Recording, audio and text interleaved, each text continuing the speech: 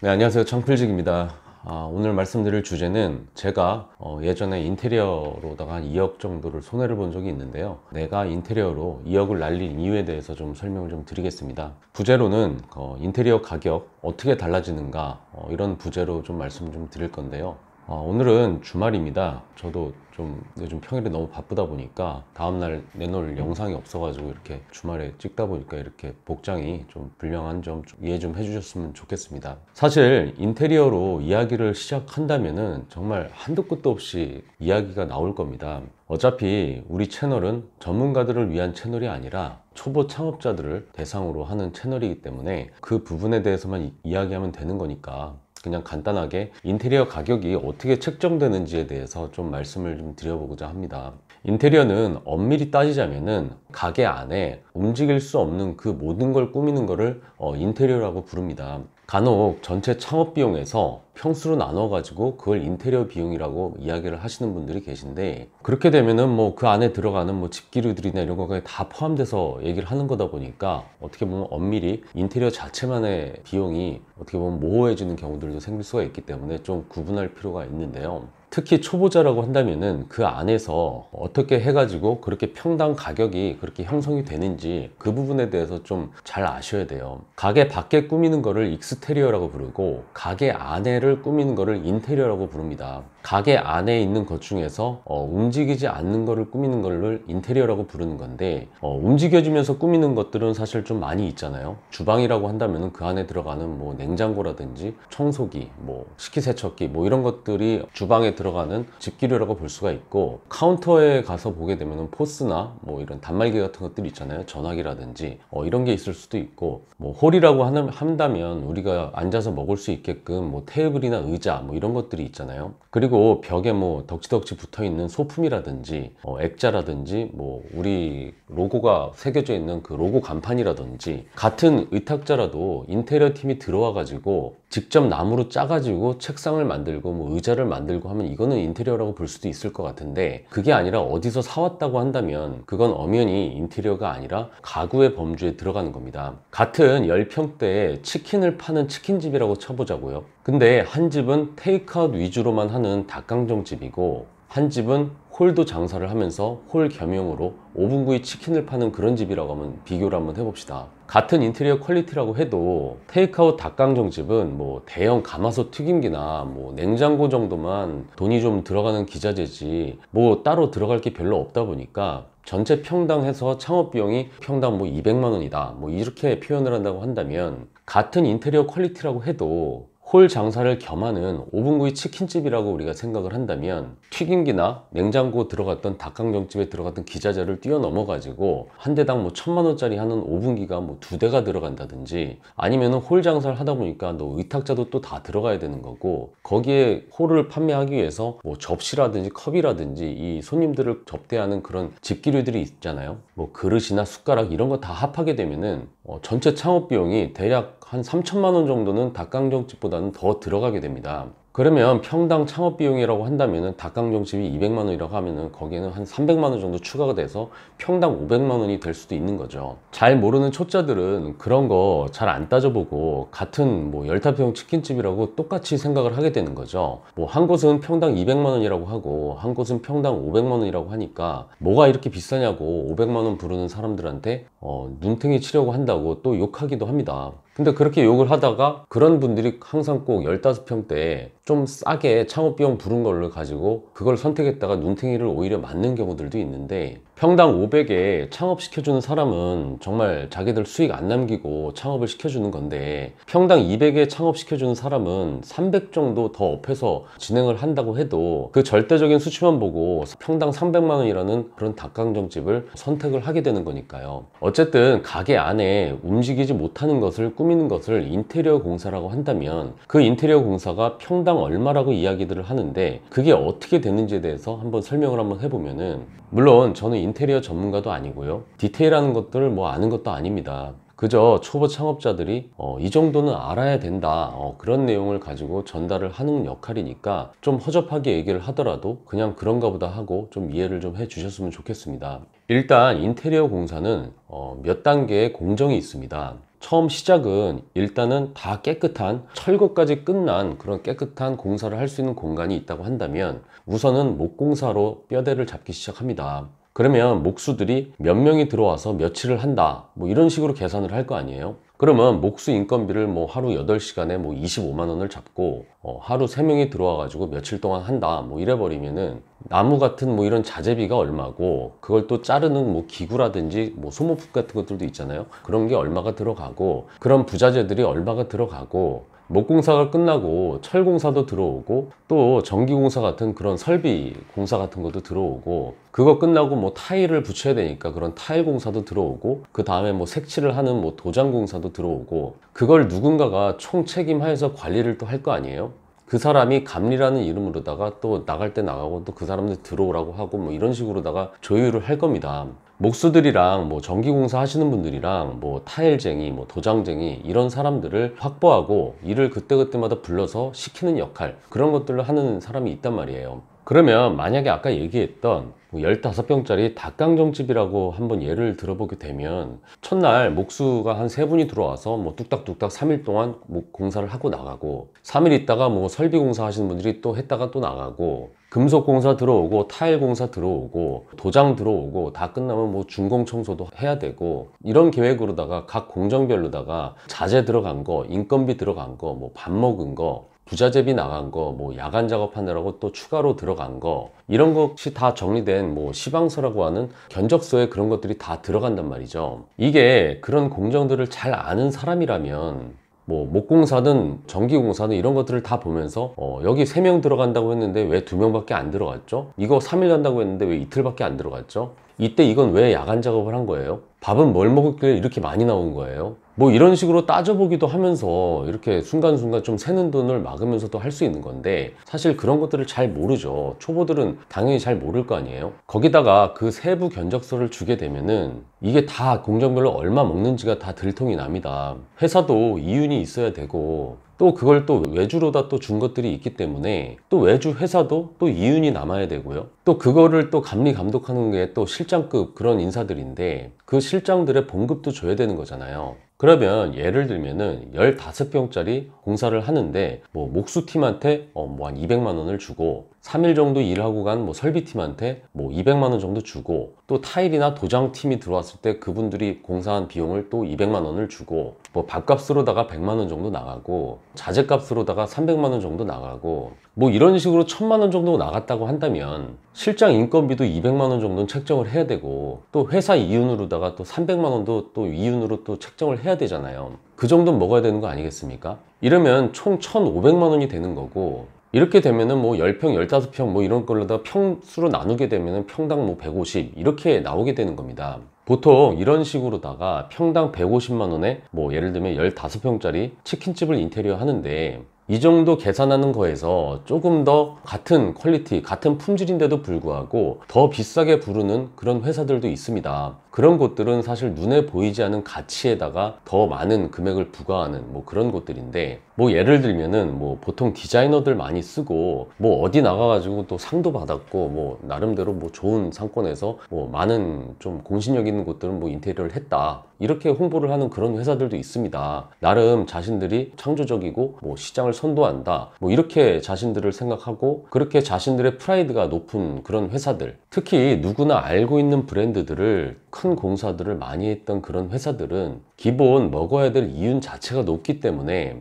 뭐 디자인 비용이라든지 뭐 로고 비용이라든지 뭐 이런 무형 가치에 대한 가격을 세게 때려 가지고 이건 뭐 평당 150이 아니라 평당 200도 받고 250도 요청을 하는 겁니다. 그만큼 회사 고정비들을 많이 써야 되는 곳이기 때문에 이해를 할 수도 있지만, 초보자들은 굳이 그런 대단한 회사들을 골라가지고 공사를 할 필요는 없습니다. 가끔 대기업 나오셔가지고 뭐 나름대로 좀 수준 높게 뭐 한다고 많은 걸 내가 알고 있다고 생각을 하면서 좀 특별하게 내 가게는 진짜 최고를 불러서 인테리어를 할 거야, 뭐 이런 생각으로다가 그런 퀄리티 높은 회사들을 찾아가 가지고 셀프 눈탱이 맞는 그런 분들도 계시긴 한데, 진짜 인테리어를 뭐 퀄리티를 완전히 높여가지고 제대로 된 평수로다 제대로 된 투자를 해가지고 백화점이라든지 뭐 제대로 된 핫플레이스에다가 제대로 하겠다는 분이 아니라면은 저는 그다지 그렇게 비싸게 부르는 회사를 권하지는 않습니다. 그게 아닌 경우는 일단 공사를 들어가고 그 다음 추가 공사를 하면서 이렇게 해먹는 경우들인데, 이게 사실 사기를 치는 건 아닌데 초보자들을 눈탱이 치긴 제일 좋은 방법이긴 합니다. 일단 싸게 공사를 들어가고 그래야 또 수주를 받을 수 있잖아요. 일단 싸게 해준다고 하고 그렇게 공사를 들어가서 최소한 손해만 안 볼 정도로만 그렇게 금액을 불러가지고 공사를 들어간 다음에 그 다음부터는 뭐 추가로다 이게 들어가야 된다 저거로 들어가야 된다 이러면서 추가 공사로다가 수익을 취하는 거죠. 그러면 평당 150만 원짜리라고 가정을 했을 때 이거보다도 더 거품을 줄이고 싸게 할 수 있는 방법이 뭐가 있을까요?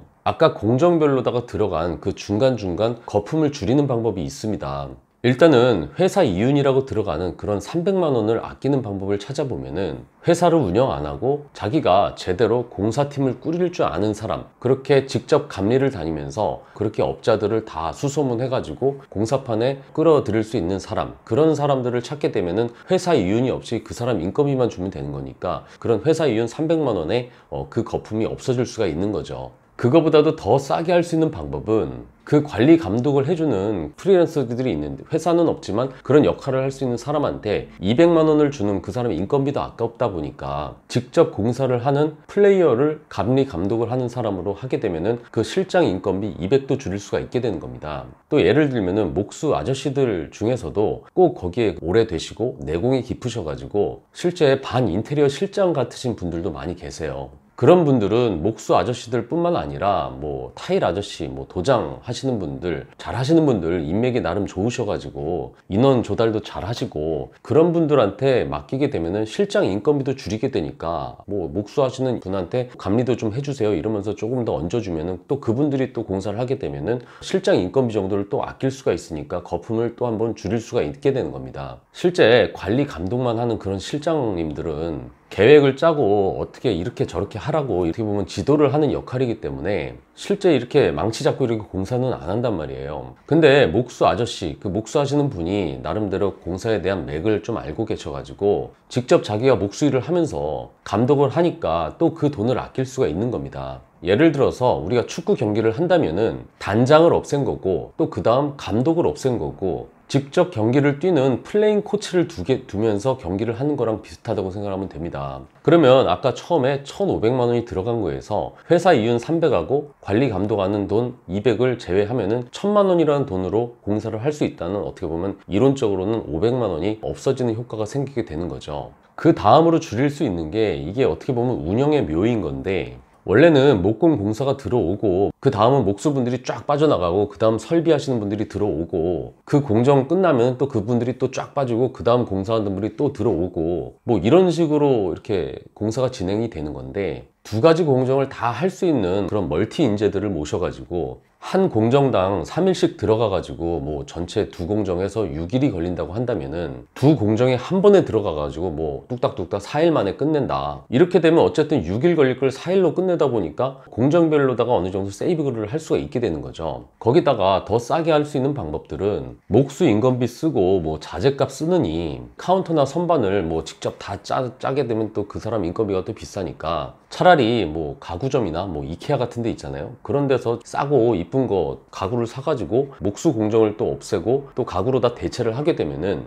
또 거기에서 또 얼마간 또 세이브를 할 수가 있는 거고요. 그 다음에는 뭐 예를 들어 가지고 전기 공사를 하는데, 전기 공사라는 게 원래 좀 꼼꼼한 공사거든요. 나름 정석대로 막 전기 도면도 다 쳐야 되고, 또 전기선이 뭐 어디로 가고 어디로 해서 만나가지고 뭐 배선을 뭐 하는 것들이 막 있을 거 아니에요. 그런 식으로 다 이렇게 기록까지 해서 이렇게 공사를 하게 되는 건데, 그래서 정석대로 전기 공사 같은 걸 하면은 가격대들이 또 이렇게 높아지는 건데, 그런 정석 작업 없이 그냥 대충 하면 되는 거죠. 쉽게 얘기해서. 초보자들은 잘 모르니까 원래 정석대로면은 하다못해 콘센트도 뭐 여기저기 뭐 기둥 옆에도 두고 뭐 등 뒤에도 두고 뭐 이 밑에 의자 밑에도 두고 뭐 이렇게 품이 많이 드는 걸 많이 좀 해줘야 되는데 그런 거 안 하고 그냥 쉽게 해가지고 벽에만 몇 개 이렇게 콘센트 박으면은 이렇게 많이 선을 뺄 일이 없으니까 또 공정이 또 줄어들 수가 있잖아요. 이렇게 되면 또 거기서 또 어느 정도 세이브를 또 할 수가 있는 겁니다. 그 외에도 뭐 철거 같은 거 하고서 철거하면 또 나온 폐기물들이 있잖아요. 그 폐기물들 그것도 폐기물 처리한다고 또 처리하려면 또 돈이 드는 건데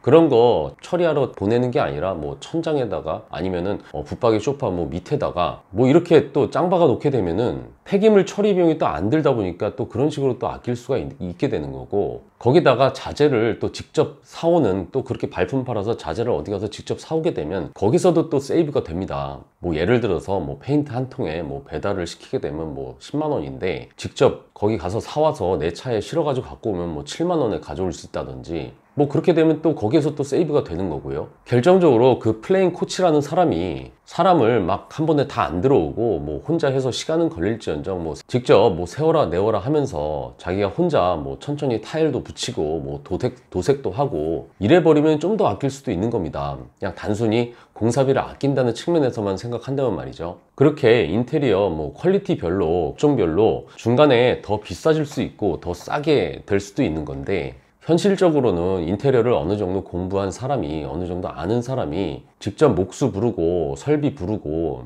마감 잘해가지고 직접 장사를 하면 그게 제일 싸게 먹히는 방법이긴 한데, 또 인테리어를 안다고 사람 불러서 시킨다고 다 내 마음처럼 되는 건 아니잖아요. 직접 부른 사람들이 내 마음을 그렇게 잘 알아서 이렇게 움직여 주는 것도, 그렇게 움직여 줄지 안 줄지도 좀 모르는 거고, 그렇게 티격태격 하느니 그냥 양심적인 회사 하나 만나가지고 일을 맡기는 게 오히려 낫다고 생각할 수도 있는 거고요. 아무튼 너무 경우의 수가 많아가지고 대충 이런 정도로다가 세이브 할 수 있다는 정도로 말씀을 드리는데요. 저 또한 과거에 이 인테리어 비용 때문에 정말 고민을 많이 한 적이 있습니다.